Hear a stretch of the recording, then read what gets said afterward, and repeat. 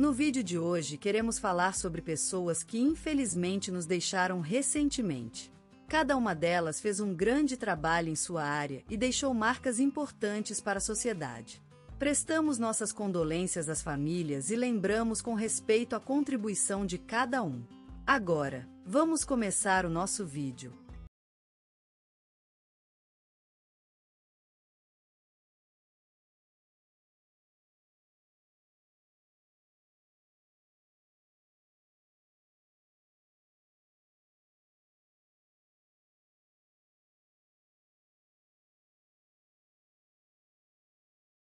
Hoje, na tranquilidade da tarde, ele encerrou sua longa jornada. Era ele, José Carlos Oliveira, um homem que nasceu em uma pequena vila de Minas Gerais chamada Lagoa Dourada, no início dos anos 70. Filho de uma humilde família campeadora, foi o segundo filho entre 5 irmãos. A vida na fazenda ensinou-lhe a paciência e a capacidade de trabalhar nas más condições. Aos 18 anos, José partiu do seu lar para estudar agronomia no Instituto Federal em Nova Aurora. Lá, ele conheceu Maria, sua esposa, a grande amor da sua vida e parceira na jornada dele. Em 1985, eles se casaram e juntos começaram a construir uma vida. Em seguida, José trabalhou como agrônomo em várias propriedades rurais, sempre demonstrando grande carinho por seus colegas de trabalho. Foi nesse período que ele descobriu seu verdadeiro chamado: proteger o meio ambiente. Em 1990, ele fundou uma ONG com a missão de preservar as florestas nativas e educar a comunidade rural sobre a importância da sustentabilidade. No entanto, em 2003, José enfrentou um golpe. Maria faleceu em virtude de um acidente vascular cerebral. Desde então, José dedicou-se às tarefas domésticas e cuidou dos filhos sozinho, mostrando grande coragem e força de caráter. Em 2015, José recebeu a Ordem do Mérito Cultural pelo seu trabalho em proteção ambiental. Em entrevista ao programa Gente que Faz, ele disse: "Nós somos todos responsáveis pela preservação do nosso planeta." José era um homem simples, amante da natureza e dos seus filhos. Nunca esqueceu seu amor pelas motocicletas antigas, que restaurava em seu ateliê. Lá, ele trabalhava com fervor, acompanhado do som de uma sanfona velha. Ele também gostava de ler e cozinhar, dedicando-se às suas plantas na horta. A última tragédia de sua vida foi em 2018, quando sua filha mais nova faleceu num acidente automobilístico. Ele enfrentou essa perda com muita força e determinação, continuando a luta pela preservação ambiental até os seus últimos dias. Na manhã de seu falecimento, o cheiro de café e o fumo artesanal enchiam sua casa. José, que tinha mais de 75 anos, foi encontrado sentado em sua cadeira de rodas, ao lado do seu antigo reloário de cuco e da vitrola com os discos favoritos. A vida de José Carlos Oliveira foi um modelo a seguir. Ele será sempre lembrado como o guardião das florestas nativas, o pai amoroso que ensinou a importância da sustentabilidade e do respeito pela natureza. Eles falaram dele no programa da Rádio Nacional e se publicou um artigo em seu memória no jornal Correio da Manhã. O velório foi minuciosamente organizado por sua família, com flores e fotografias dele ao lado de árvores plantadas pelas mãos de José. A missa de exéquias foi marcada para a tarde. No final da cerimônia, todos se reuniram no quintal para beber café forte e comer doce de abóbora, uma receita que José sempre preparava com afeição. Ele deixou um legado profundo, um homem simples mas corajoso que dedicou sua vida à preservação ambiental, mostrando-se eterno como relógio de cuco em seu quarto. E é nesse quarto que ele será lembrado, ao lado da vitrola que tocava quando a luz do dia desaparecia no horizonte, enquanto as plantas cresciam e a neblina se dissipava na janela.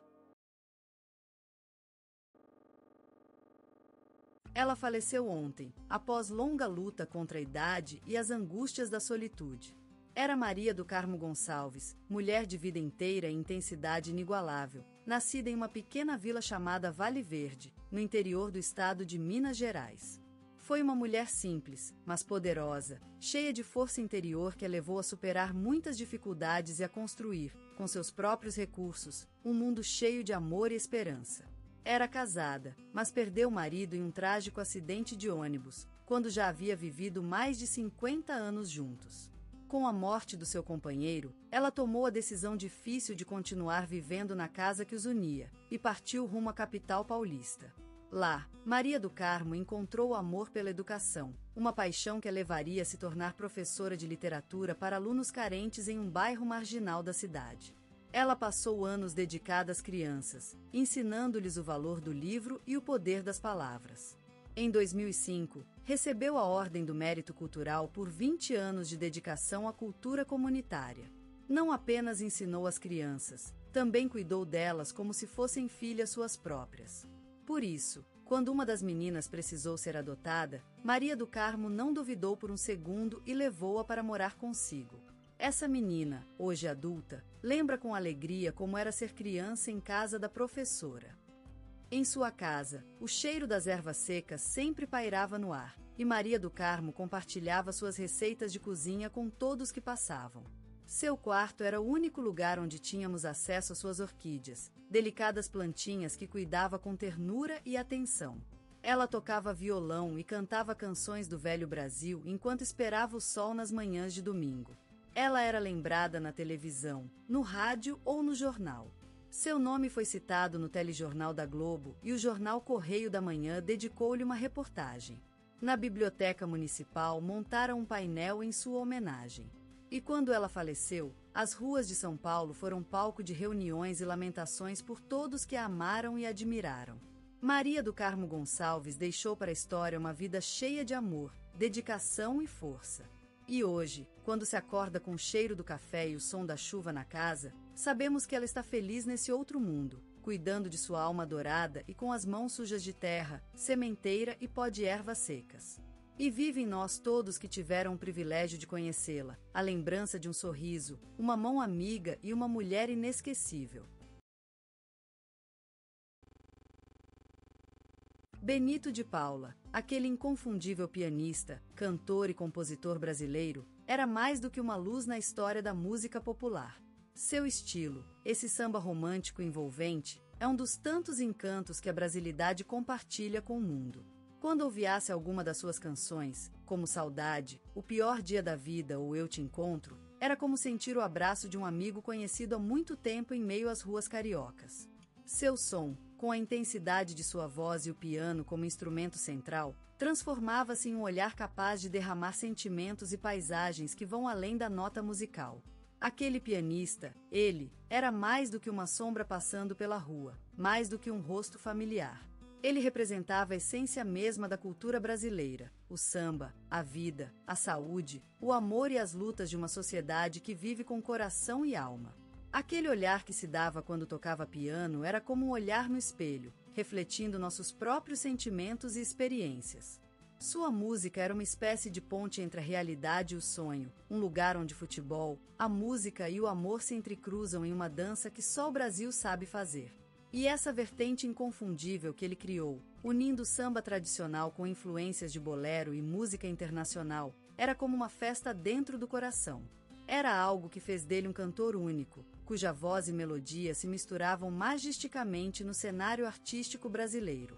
Seu legado, passado desta ponte entre o antigo e o novo mundo, é tão forte quanto a vontade de um brasileiro que sonha e quer mais. Benito de Paula, esse pianista, cantor, compositor, foi como uma luz que brilhou intensamente na história da música popular brasileira. Seu legado permanece vivo em cada nota tocada em um piano, em cada palavra cantada com aquele tom tão particular. Ele deixou marcas profundas em nossos corações e nas ruas do Brasil, como testemunho do que é ser brasileiro, o que é amor e o que é viver com música. E é por isso que ele sempre estará presente na memória de todos aqueles que amam a música popular brasileira. No coração do Brasil, onde as montanhas abraçam o céu em uma emoção geométrica, Nova Friburgo foi a cena primeira dessa vida musical que se encantaria com a música. Aquela terra de verdes vales e solta liberdade, cujas casas são testemunhas silenciosas de melodias surdas e sentimentos vibrantes, ofereceu-se como berço para um talento in ataque. Benito de Paula, filho dessas terras, nasceu numa casa onde a música era mais do que som, era alma, foi alma. Era uma família humilde, mas rica em vozes e em cores, que encontravam o canto na brincadeira e a harmonia nas risadas. A vida andava acompanhada de batucadas e canções, e todos cantavam sem medo do amor e da liberdade. Naquele cenário, Benito começou a aprender as letras que escrevem as melodias, as notas que dançam nas almas, as cores que iluminam o silêncio. Em cada tecla do piano, em cada canto da mãe, em cada batida da vida, ele aprendia a tradição brasileira de cantar a festa e a festa de cantar. Ainda uma criança, as mãos pequenas de Benito desbravavam o piano como um explorador nas terras desconhecidas. Eles tocavam melodias que se escondiam na alma do instrumento, elas voavam e dançavam no ar, enquanto a mente criativa dele ainda não sabia que tudo isso seria o seu futuro. As ruas de Nova Friburgo cantavam, as festas riam, as montanhas vigiavam com amor e orgulho Pelá que seria uma lenda, e Benito, desconhecedor do que estava acontecendo, encantava a todos com sua habilidade de transformar sentimentos em sons. Ele era o pintor da vida, a pena da alma, o poeta da música brasileira. E assim nasceu, nesse lugar onde as montanhas deslizam para o céu e o sol se esconde atrás das árvores, uma história de amor e paixão pela arte que, hoje, é a vida de Benito de Paula. Aquele menino que tocava piano com as mãos pequenas, agora é um músico que canta a história da terra, da vida, do amor. E ele faz isso tão naturalmente, tão orgânico, que parece que a música nasceu ao mesmo tempo que ele. No coração do Brasil, na cidade onde os sambas se misturam aos gritos do futebol, Benito de Paula nasceu entronizado sobre um tapete vibrante de notas musicais e sonhos iluminados pelo sol da tarde. A juventude, uma terra promissora de talentos, foi o cenário da saga de um homem que, sem mais do que a determinação incansável em seus olhos, desafiou as tempestades para emergir como um astro no céu azulado dos músicos brasileiros. Ele andava pelas ruas, com a guitarra na mão e o coração cheio de canções, como se esse fosse o único armamento necessário para enfrentar o mundo. A cada passo, ele construía o sonho, uma edificação feita de notas, acordes e melodias, que só ele conseguia sentir em seu peito. Escrevendo as primeiras canções em um canto do mundo, em bares pequeninos e casas de espetáculo, Benito de Paula não se importava com o tamanho das salas ou com a quantidade de pessoas presentes. Para ele, cada palco era um altar sagrado, uma arena onde a música poderia ser transformada em experiência, e onde o público, por mais pequeno que fosse, se tornava um coral harmônico, unido pela emoção e pelo amor pelas notas. A identidade de Benito foi forjada nesses lugares, onde a música se transformou não apenas em sua principal fonte de sustentação, mas também em sua essência mais pura. A cada acorde cantado, a cada voz que ele fez vibrar com suas canções, ele se tornava mais uma vez o mesmo, um artista respeitado por sua autenticidade e pela força de seu talento. O reconhecimento chegou, lento mas seguro, como o sol nascente que ilumina o céu do Brasil.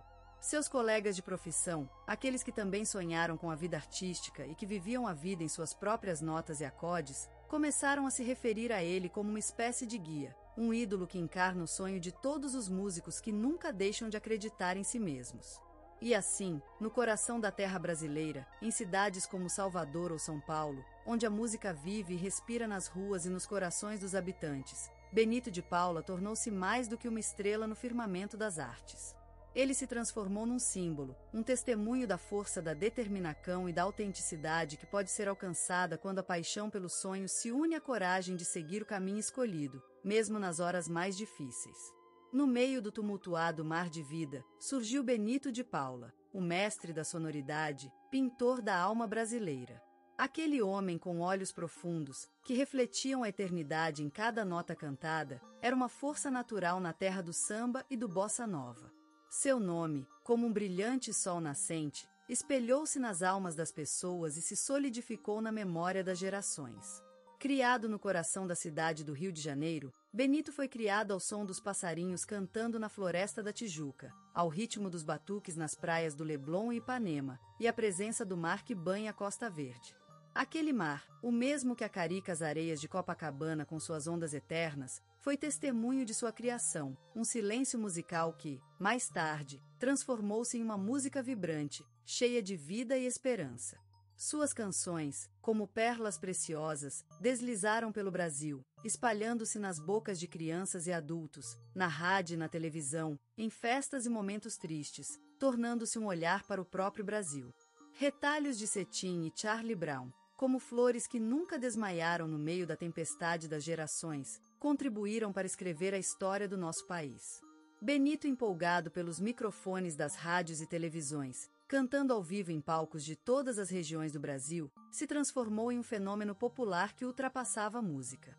Ele não era apenas um artista, mas uma espécie de alma-irmã para todos nós, que nos mostrava, através da música e da poesia, o que é ser brasileiro, fiel à terra, fiel ao povo, fiel à vida. Reconhecido com prêmios e homenagens por sua contribuição para a música brasileira, Benito de Paula eternizou-se como um dos maiores nomes da história. Seu estilo singular, que unia sofisticação e popularidade, deixou uma marca indeletável na música nacional.